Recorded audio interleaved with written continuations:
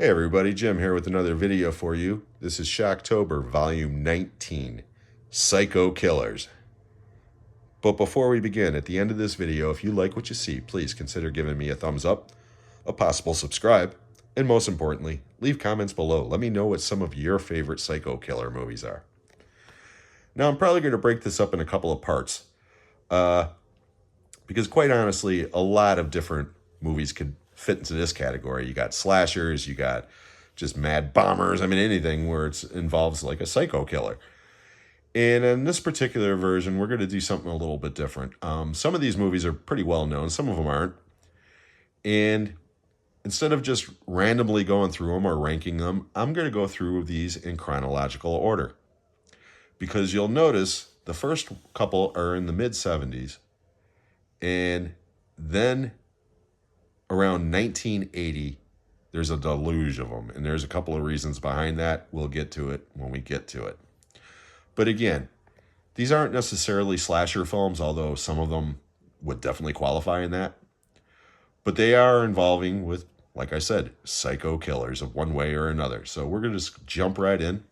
We're going to start off with one of the, like I said, lesser known titles in this list. And it's from 1976. And it's called Massacre at Central High. This is an extremely low-budget movie. I saw it on cable in the early days of cable. And it's actually got a really good young cast, headlined by Robert Carradine, Andrew Stevens, and Kimberly Beck from Friday the 13th, The Final Chapter, is in this as well. Originally, when I watched this movie, I thought it was like a version of Revenge of the Nerds gone to hell, okay? But upon revisiting it, and upon talking to my friend Eddie over at Movie Collector 623, and it even mentions it on the box, this is really an inspiration for the movie Heathers. Heathers is kind of a dark comedy. This movie's not. I wouldn't call this a horror movie. It's more of a thriller. But you can definitely see where Heathers got inspiration from this film. I don't want to go into the plot too much. But it is. It's a worthwhile watch. It's not a great movie, but it's definitely worthwhile watching. So the first movie is Massacre at Central High. Then from 1977, we have The Town That Dreaded Sundown, starring Ben Johnson, Andrew Prine, and Dawn Wells, who was on Gilligan's Island as Marianne. This particular version from Scream Factory comes with a second movie, The Evictors, which I still haven't watched. But this movie's based on a true story. It's about a psycho killer from the 50s, late 40s, early 50s. Actually, it was late 40s more, I think about it. It was right after World War II. Who killed a bunch of people in Texarkana, Texas, or Arkansas, actually. And as far as I know, they never found the guy. This movie, again, it is a horror movie, but it's a strange combination of styles in this movie. Some of it seems like it's documentary style. Some of it seems like it's a standard horror movie. And then out of nowhere, sequences of slapstick humor comes that just totally takes me out of the mood of the movie. This is a decent movie. I'm not saying it's bad, okay?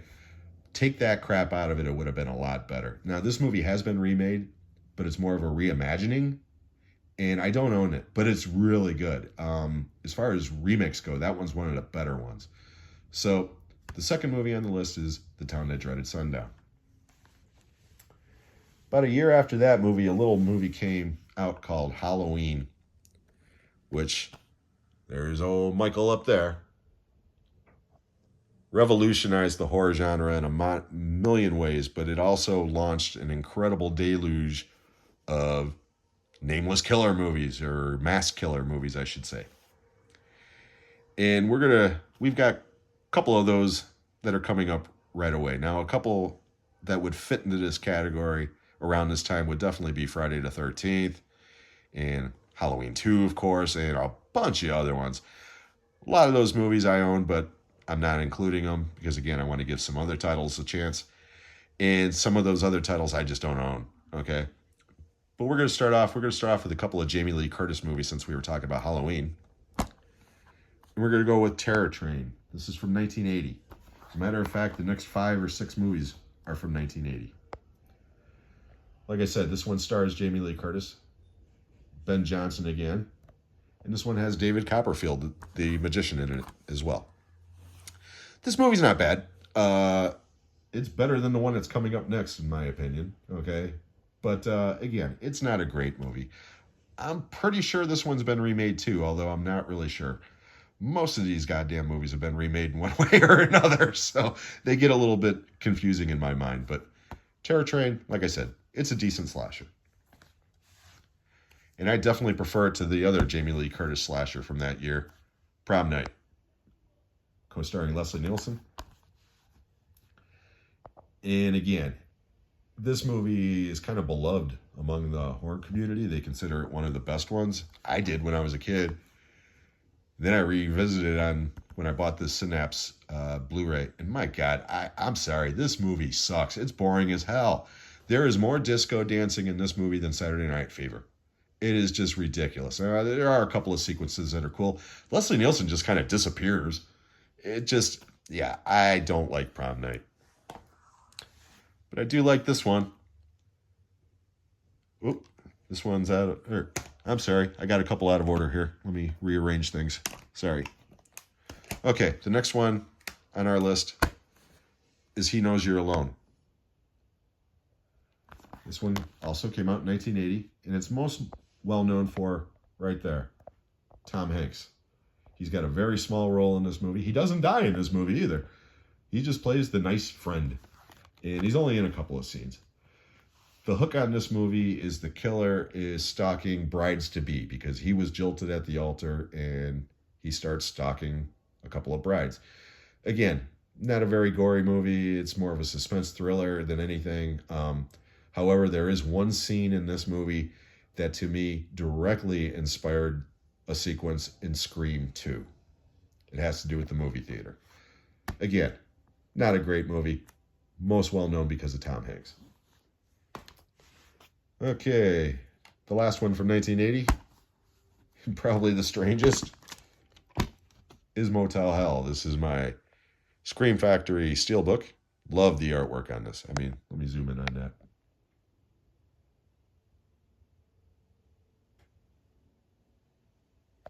Yeah, the artwork on these steelbooks are fantastic.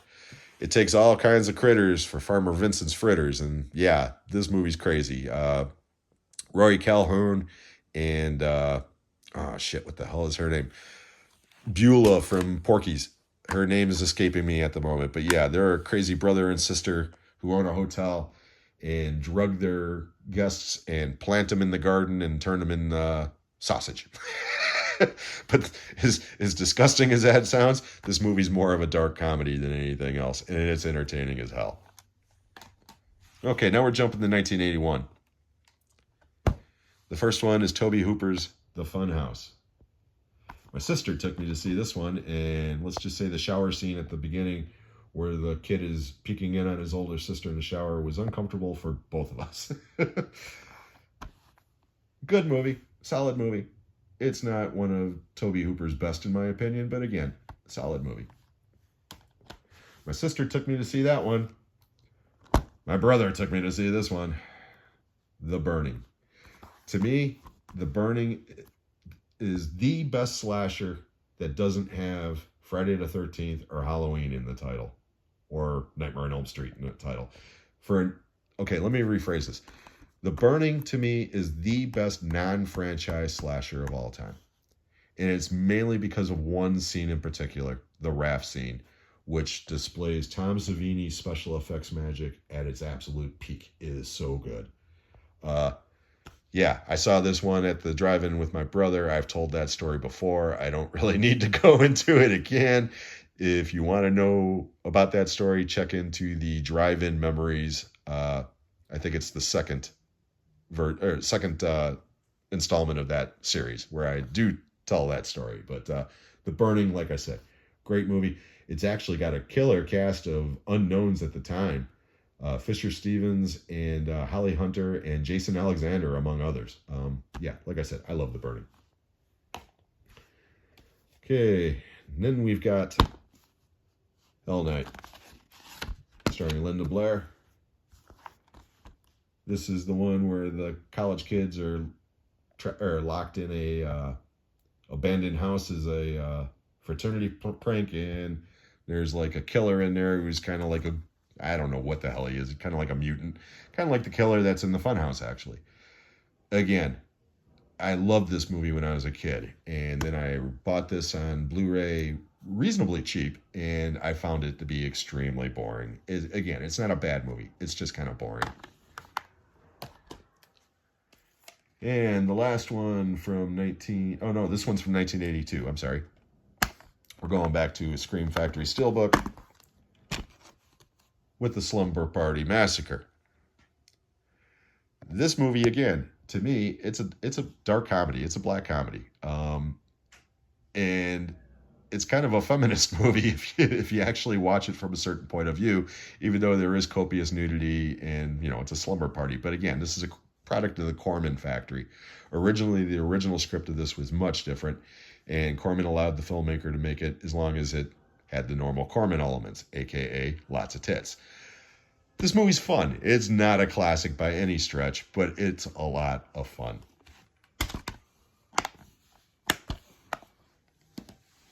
Now, from 1983, we have Charles Bronson in 10 to Midnight. Now, technically, this isn't a horror movie, but it's the closest thing to a horror movie Bronson was ever in. This one co-stars Wilford Brimley and Andrew Stevens, among others. Directed by J. Lee Thompson, who directed a lot of movies with Bronson, especially during the Cannon years. This one's about a stalker who basically rapes women and kills them. And he goes after Bronson's daughter. Big mistake. There's lots of copious nudity in this one, especially of the male gluteus maximus. They show this guy's ass more than I swear to God you would see in a locker room. It's unbelievable. Again, good, solid thriller. And again, like I said, the guy who plays the killer, he's creepy as hell. Then we're going to jump forward to 1986 with Steve Miner's April Fool's Day. I love the original artwork. I think that is one of the best movie posters from the 80s. It's better than the movie. And I like the movie. The movie's not great, but I've always enjoyed it. Starring Deborah Foreman, who I was in love with for years. And, Amy Steele. I'm sorry. Amy Steele from Friday the 13th Part 2, among others. A lot of people were pissed off at this movie when it came out. And if you haven't seen it, I'm not going to say why. But all I'll say is, look at the title of the damn movie. It's called April Fool's Day. And again, this movie's kind of tongue-in-cheek. It's got a really playful sense of humor in it. Great performances. I mean, there's some really good performances in this movie. All the cast is solid, solid character actors from that era. And yeah, April Fool's Day, it's a lot of fun. Okay, now we're jumping to 1987, I believe. Let me double check here. Oh, I'm sorry, 1988. With the original Child's Play. Sorry. Starring Catherine Hicks, Chris Sarandon, and the voice. Where'd he go? Oh, I thought he would be on here. And the voice of, Jesus Christ. Now my mind's going blank. You know whose voice it is. Child's Play, of course, started the huge franchise that continues to this day. There's like 7 or 8 feature film movies. I only own the first 4. This one is definitely the best. It's not even close. When I heard that they were making a movie about a killer doll, I was like, come on, give me a break. And then I watched the movie, and yeah, it's awesome. By the way, the voice of Chucky, Brad Dourif. I'm sorry, I had a brain fart big time. But yeah, Brad Dourif is terrific as Chucky. He really is. Okay, the last couple are from the 2000s. The first is High Tension, or Haute Tension, as it was originally released in France. This one is directed by Alexandre Aja, and this was my introduction to that filmmaker, and he's made some great movies. This movie is brutal. This is part of the extreme wave of French horror that came out at the beginning of the 2000s. This one, Martyrs, Inside, movies of that ilk. High Tension's really good. It's really good. There is a twist towards the end that a lot of people have a problem with. I don't really have a problem with it because, like I said, it's a horror movie. Most horror movies check your brain at the door. And like I said, this movie has got some really gnarly kills in it. We're going to end with this one. And this one happens to be the newest from 2009, Behind the Mask, The Rise of Leslie Vernon. I never heard of this movie until it came. I don't even know if it got a theatrical release. Okay, Nathan Beisel, the actor who plays Leslie Vernon, never heard of him. Okay, the only people I heard in this movie are the last three right there: Zelda Rubinstein from Poltergeist, Scott Wilson from The Walking Dead, and a million other things, and of course Robert Englund, who plays Freddy Krueger. And right there, Freddy, Jason, Michael, we all need someone to look up to, because that's what this is. This movie exists in a universe where those serial killers are real killers. And this guy, Leslie Vernon, wants to be the next big serial killer. So he invites a documentary crew to come along with him as he prepares for his masterpiece, as he puts it. The first half of this movie is basically a love letter to everybody who loves slasher movies, because it deconstructs the slasher movies in so many wonderful ways, as he explains how, as a mass killer, he's always one step ahead of the victims. And then about halfway through the movie, when he starts his masterpiece, the tables turn. And it goes from being a lighthearted comedy to an actual horror movie. And both halves are excellent. Like I said, I never heard of this film. I wish it would have gotten a bigger release or some sort of ad campaign. I'm not saying this movie's a masterpiece or anything like that. I actually know quite a few people who did not like this movie at all. I'm not one of those people. I loved this movie from the first time that a friend brought it over to my apartment, and he rented it and asked me if I had ever heard of it. And I was like, nope. And he put it on, and me, him, and a couple other people got good and high, and I sat there laughing my ass off for the next hour and was like, this movie is so great. And then when it turns on a dime, I was like, this movie's even better than I thought it would be. Yeah, it's awesome. If you've never seen Behind the Mask, please do yourself a favor. At least check it out and see what you think for yourself. I'm sure this movie's available on streaming somewhere. That's it for this edition of Shocktober. I hope you enjoyed it. If you did, please give me a thumbs up, a possible subscribe. Most importantly, leave comments below. I look forward to hearing from you, and we'll catch you guys on the next one.